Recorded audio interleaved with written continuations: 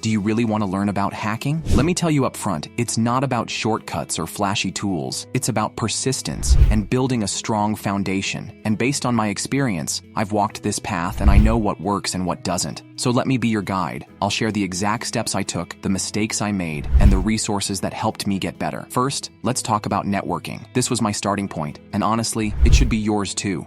When I began, I barely knew what an IP address was. I started with different YouTube channels, but watching wasn't enough, so I decided to move to practice. I downloaded this course and started messing around and asking questions from experienced hackers. I'd simulate small networks, connect devices, and try to understand how data flows between them. I must confess, this course assumes you have no prior knowledge in hacking, and by the end of it, I was able to hack systems like black hat hackers and secure them like security experts. What I love most about this course is it is highly practical, but I won't neglect the theory. So I started with ethical hacking basics and the different fields in penetration testing, installing the needed software, and then I dive and start hacking systems straight away. The course is divided into a number of sections. Each section covers a penetration testing/hacking field. In each of these sections, I first learn how the target system works, the weaknesses of this system, and how to practically exploit These's weaknesses and hack into it. Not only that, but I also learn how to secure this system from the discussed attacks. I mean it. This course will take you from a beginner to a more advanced level. By the time you finish, you will have knowledge about most penetration testing fields. I downloaded it from the Rolodex